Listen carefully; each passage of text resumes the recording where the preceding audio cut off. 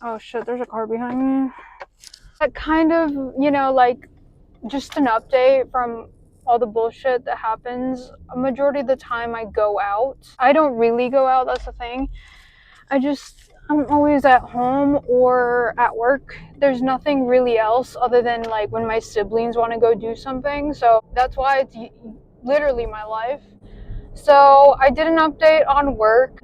I've been here, okay? I haven't ditched you guys, or maybe it feels like I have. I just have nothing really to say. Like, I don't know what else you guys want to talk about. I feel like I'm wasting your time. I guess there's all kinds of ways to waste your time. And it's nice if you choose to waste your time with me, just talking about whatever. But I just feel like I don't really have anything to offer you guys, if that makes sense. So that's why I kind of like disappeared for a bit. And I think I might slowly, eventually fizzle out because I'm not really doing anything for you, you know. In the beginning, we had a purpose, and that was to recover, and you guys could join me. And now it's kind of like there's nothing much to say, and it did kind of get in the way where it's like the place I wanted to share the journey of recovery from Ed did not want to let me show everything, you know. And I did get videos removed, and that's what actually started the conversation of me like trying to talk to you guys.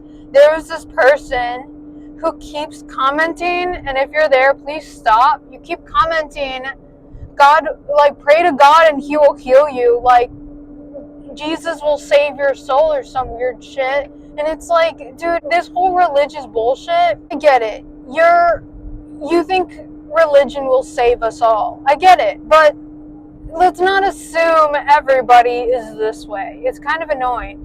I did grow up religious, but I slowly drifted away because, I don't know, it's just, a part of me still believes in something out there, you know, something, God. But for me, I was mainly always like very with Mary. Like, I would like hold this little chain I had around my neck with Mary and pray to her all the time. But I never forced anybody to like be part of that. It's weird. So please stop doing that. It's like, I get it. I heard you the first time, and yes, it's nice that you think it's that easy to pray and things will heal. And besides, I wouldn't want to do all that because it's like the Ed, it's something I have to deal with. A lot of us have to go through that part to heal. You have to, you know, face it and get through it, not pray it away and hope some higher being like disappears it out of existence like it never happened, because we're not the same anymore. It's not that easy. Notice that this person commented on, like, I could see what they were watching based on what the hell is my hair doing.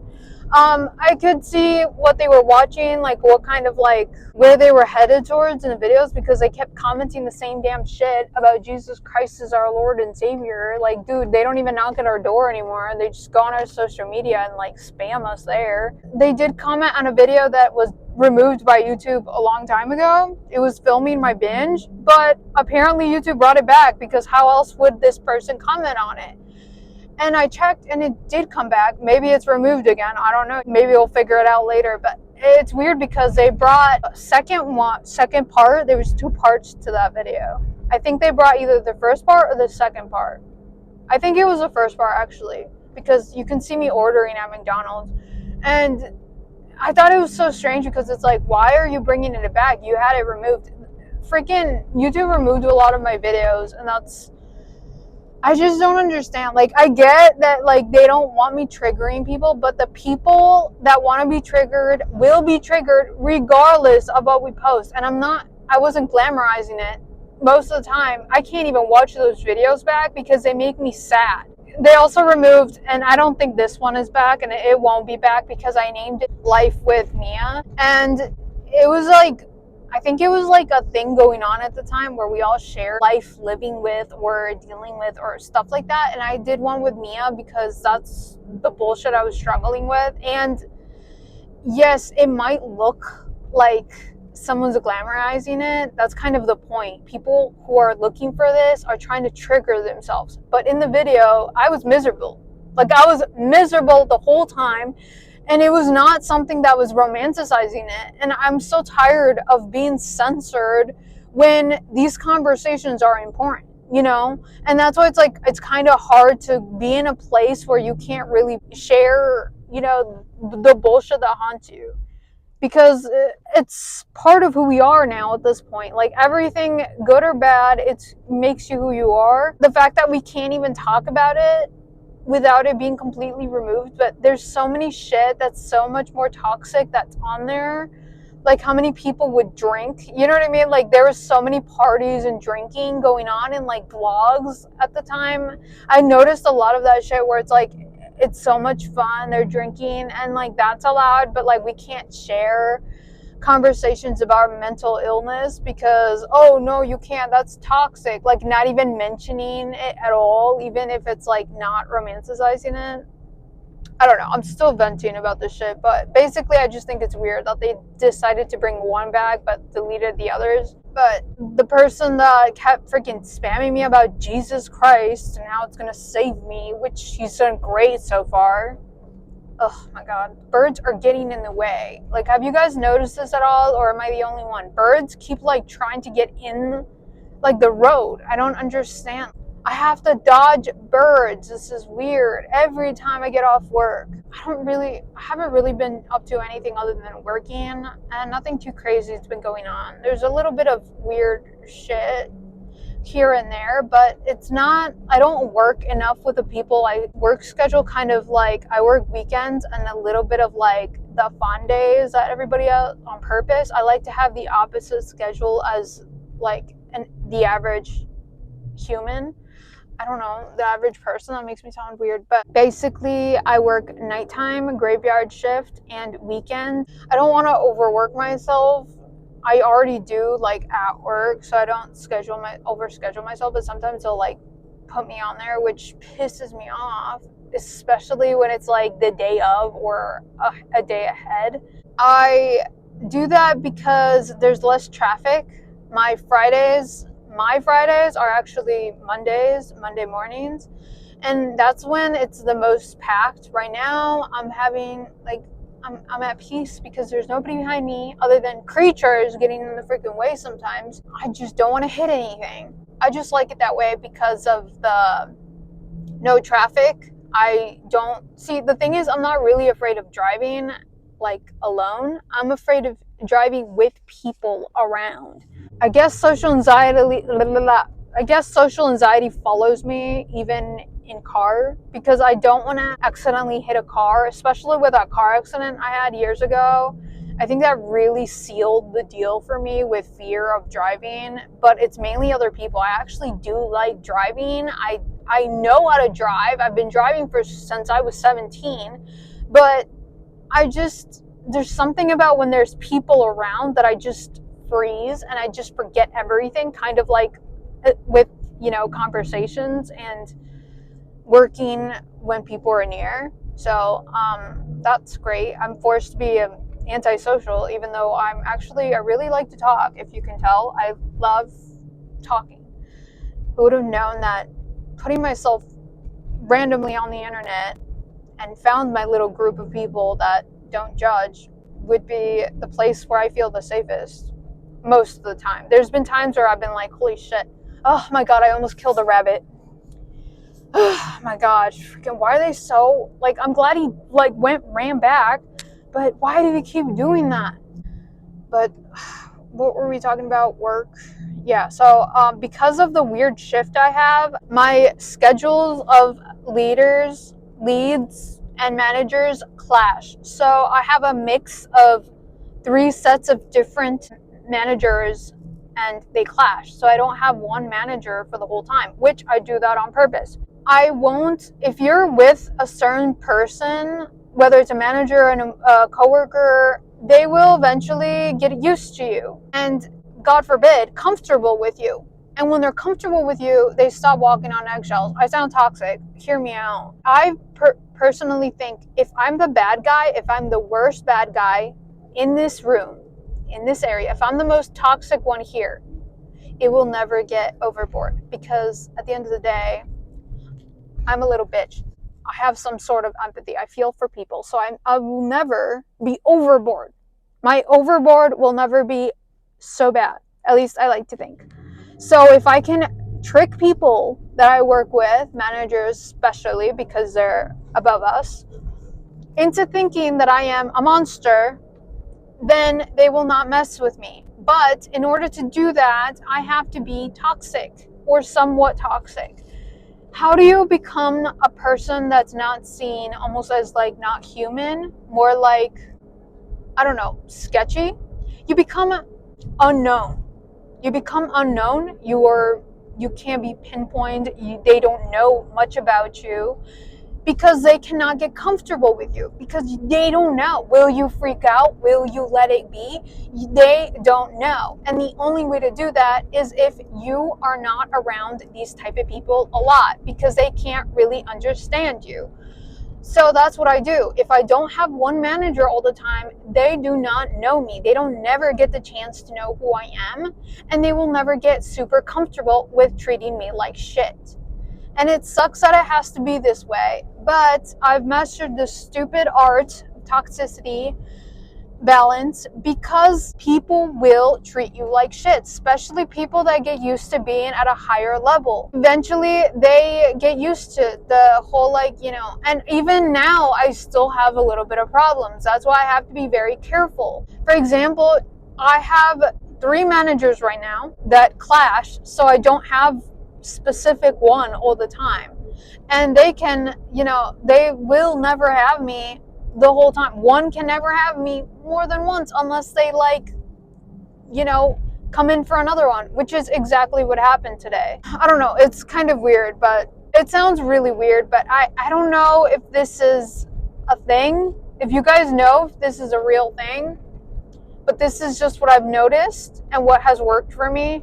And it's easier to make a guy walk on eggshells with me than a woman, because women, you know, like even with men, I'm guessing like conflict between men and men is more severe, and women to women is more severe than a woman and a man, because a man has to be careful where it's like, I can't be that mean because it looks bad, and a woman's like, I can't do too much because I will be labeled, you know, emotional or hysterical because it's versus a man. Versus 2 women against each other, it's leveled. Same with 2 men against each other, it's leveled. So you have to use your disadvantages in a way that becomes an advantage, if that makes any sense. Hopefully I'm making some sense. Like, for example, if I'm gonna be labeled as a hysterical woman who can't control her emotions, then yes, I am, and I will be, and I will show you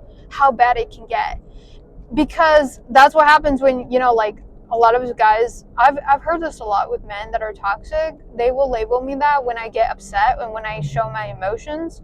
And a lot of it is reactive abuse, because they'll be like saying some bullshit, and then when you finally react, you're the crazy one type of thing. Whereas like when I argue with a woman, it's like, it's almost like I'm allowed to be human, but we're still having issues. You know what I mean? So that's, I don't know if that's confusing, but I have not had any conflict ever since me and Justin. All I do is talk and think work. I overanalyze everything, and it's fun. It's entertaining. Justin and Gemini did not come on Sunday, which is what I talked about. And today was my Monday, which sucked because I haven't slept, but I feel great. So today I get Edwin. Edwin is my manager on my Mondays, but he was not in today. So to fill him in, it was the candy man, which, yes, he did bring me candy, and it was really nice because I always need energy. The thing is, he was happy to see me because I have worked my way to not being a problem to him. I like to match energy for the most part, but in a way where it's like, you don't know me. It can go either way. You know what I mean? Like, try to control me because I match people's energy a little bit overboard, you know? Maybe not in the nice way. I don't want to be too nice to people because My people-pleasing tendencies are done with. I am no longer going to be nice to people that are strangers. Like, I'm not people-pleasing strangers. Maybe my family, like my mom or my little brother, but that's about it. Everybody, and my cats. So I go in, Candyman gives me candy, and he says, I get to work with you another day. And I said, yay, because I want him to know that, yes, I do like having you, which I do. He is now my number, I think I'm going to say number two. Number two. He's my number two. He moved to number two. My manager that I like at level number two. Number one is Edwin, because he backed me up and he's the reason I still have a job right now. So I don't forget what people do for me. I will remember that, and he has gained my respect. However, I cannot make him my friend because at the end of the day, he's a manager. And what happens when you're at a higher level at a place and you get used to it? Your ego grows. And people with higher egos are dangerous. And this is why you have to be a stranger. They are not your friends. They can back you up and you can be on their good side, but once you get on their bad side, it's all shit. I'm switching the power dynamics. So if it has to be unbalanced and there's no other way around it, it has to be unbalanced. As a Libra, I want things to be balanced, but it's just unrealistic. So I have to work with what we have. I'm going to create an illusion where I hold more power than you do, even if you're a manager, you know? See, again, this is not healthy. It's actually pretty toxic. And Edwin is the one who's under my spell the most. He thinks that I have more power than he does. Just because I always threaten that I'm going to leave. I always threaten. And I have left once, so he brought me back. So that's why my loyalty is with Edwin. He is number one because he does everything I say. Like, if I tell him I want to go home and he says, oh, you can't go home, and I tell him I'm going to go home. Like, I'm telling you, I'm not asking. The weird thing is, like, people should be allowed to go home if they can't be at work. Okay, lady. I see how it is. Edwin's number one because he basically stood up for me. I have yet to know what really happened between him and Justin after I walked out, but I don't know. I guess I'll never know. Because he won't tell me. He won't tell me what happened. Welcome to Duncan. Will you be using the mobile app today? No. What I try to do is, I don't want to be like a monster to everybody. Again, I want to match people's energy somewhat, because it's like, it's so easy to be just like annoying and rude to everybody, but I can't do that because it kind of like I have to build some sort of backup for, you know, when some bullshit goes down like it did. So my backup was Edwin originally, and he's not around as much, so it's kind of hard. And the day that I need him around, he's not there. That I would need him around, you know? But either way, even back then, like when I walked out because me and Justin fought, he wasn't around, but he did still talk to me and fixed it. I put you guys in a hidden area. I need a little bit more backup. So Gemini is, well, Candyman could be a potential backup, but there's a problem because he knows Justin and Gemini. They came from the same, like, they were transferred, and they know each other. So I already lost a little bit of power with that. But they might not have a good relationship, or none at all. So I'm trying to build some sort of trust with Candyman, so he can be my new backup in case something goes wrong, you know? Basically, I need backup in case I get into another fight with Justin or with anybody else. So the way I like to build trust, because I can't break that, remember that I told you, we can't break that part where it's like, I can't let him know me, because when you get to know somebody, you become comfortable with them. And that's when people start to use you or abuse you, because they're comfortable with you. Jesus Christ, my car is so loud.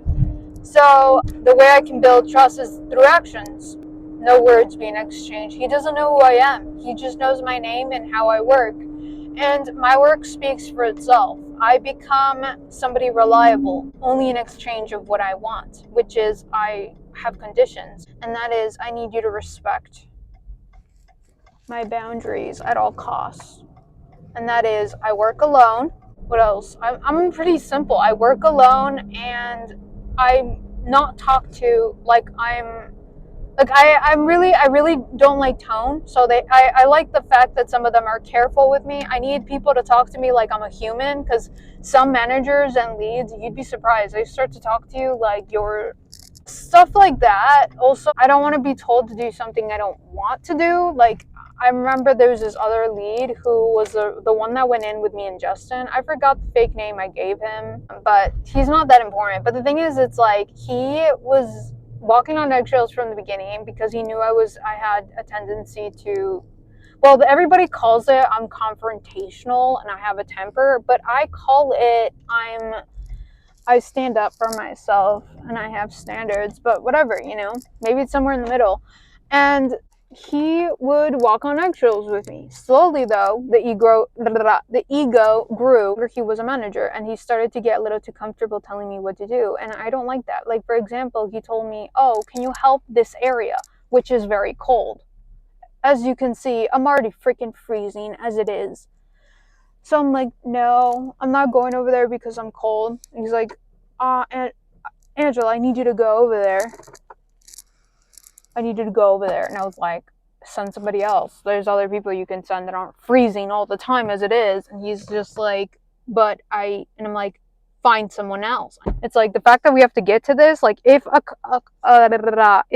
a employee or worker does not want to do something, they don't have to be forced to do that one thing. You know what I mean? Like, it's just, they have the right to have standards, especially if they work hard every day. But yeah, that's why you need to be careful, because they get used to this shit. They get used to telling you what to do in the meanest way. Like, if he would have been like, "Could you please help me out? I have nobody else, blah blah blah." Maybe I would have been like, "Sure, dude, I'll help you out." But he wasn't. He was being freaking rude. And he left, by the way. I don't know what happened. I'm dying to know what happened, because I want to be like, like prepared, but I guess I'll never know. It sucks. I really want to know. But yeah, I have to leave before somebody catches me talking to you guys, because you're not real. You're not really real. Tell me you're real. Bye.